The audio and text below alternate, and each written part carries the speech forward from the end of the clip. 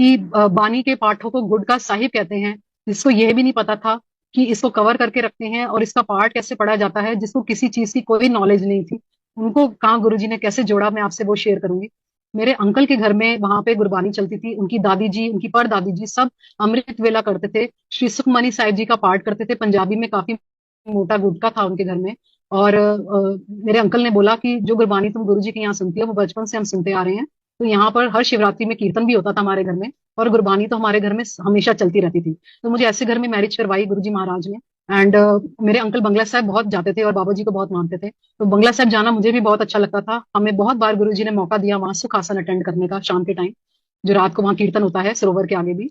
संगत जी, मैं वहां खड़ी हुई थी और मुझे कीर्तन सुन के बाबा जी का इतना रोना आया, इतना रोना आया। और मैंने उनसे प्रार्थना करी गुरु ग्रंथ साहिब जी को हाजिर नाजिर करके। मैंने कहा, हे महाराज, मुझे कभी गुरबानी समझ नहीं आती, ना मुझे गुरबानी पढ़नी आती है, लेकिन आज मैं सच्चे दिल से आपसे ये प्रार्थना कर रही हूँ। तो मैंने कहा, गुरुजी मुझे भी अपने पाठों से जोड़ो ना, क्या क्या गुरबानी है आपकी मुझे भी करनी है। संगत जी, मैं बाहर मार्केट में गई गुरुजी के आगे अरदास करके, वहां बंगला साहब की जो मार्केट है, वहां से मैंने गुटका साहिब लिया। मैंने उनको यही कहा, मैंने कहा, अंकल जी मुझे किताब दे दीजिए जिसमें पाठ पढ़ते हैं। तो वहां एक भाई जी खड़े हुए थे। वो मुझे कहते हैं, बीबी इसको ना गुटका साहिब कहते हैं और इनका कवर करके लेकर जाओ, और ऐसे ऐसे इसको पढ़ते हैं, हिंदी में आप ले लीजिए, ये मात्रा ऐसे ऐसे पढ़ते हैं, आप नित नेम का लीजिए पहले।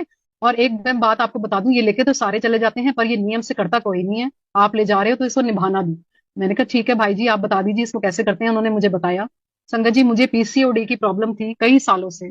प्रेगनेंसी के बाद ही मुझे ये प्रॉब्लम हो गई थी। 35 ईयर्स की एज से ही मुझे, 32 ईयर्स की एज से मुझे ये प्रॉब्लम थी। तो जपजी साहब का पाठ करना मैंने शुरू करा संगत जी, और शायद मैं गलती करती होंगी, मुझे आज भी करना नहीं आता। मेरे को कोई मात्राएं नहीं पता, कुछ नहीं आता। गुरु जी के आगे जल प्रसाद रखती थी और वो पाठ करती थी जो गुरु जी ने बुद्धि में मेरे डाला। मैंने कहा, गुरु जी जो मात्राएं उल्टी सीधी होंगी आप खुद ही स्वयं ठीक कर लेना, मुझे नहीं आता करना। मुझ निमानी को गुरु जी ने कैसे जोड़ा संगत जी। वो जल मैं पीती गई, वो पाठ मैं करती गई। 1 महीना मेरे से गुरु जी ने ऐसे करवाया, और पीसीओडी की जो मेरी कई सालों की प्रॉब्लम थी संगत जी, वो बिल्कुल ठीक हो गई। और जो किसी गायनेकोलॉजिस्ट मेरी ठीक नहीं कर पाई, वो गुरुजी महाराज के जपजी साहब के पाठ ने, जल प्रसाद ने मेरी ठीक कर दी। उसके बाद संगत जी मैं पाठ से जुड़ती गई महाराज के, फिर महाराज ने मुझे अपने सारे पाठों से जोड़ा। मुझे किसी अनजान आंटी का कॉल आता है, मैं उनको नहीं जानती। मुझे कहती है, आंटी मैं सिविल लाइन से बोल रही हूँ, श्री सुखमनी साहिब जी के पाठ के बारे में बताना चाहती हूँ। मंदिर साहब के अंदर ही पातशाह ने श्री सुखमनी साहिब जी के पाठ की रचना करी, जिसके अंदर 24,000 अंक हैं, वर्ड्स हैं। और किसी भी मनुष्य को जिसका शरीर स्वस्थ है, उसको महाराज की आज्ञा से सिर्फ 24,000 सांसें लेने की आज्ञा है। अंदर लेना, बाहर सांस छोड़ना, वो 24,000 ही सांसें ले सकता है एक दिन के अंदर।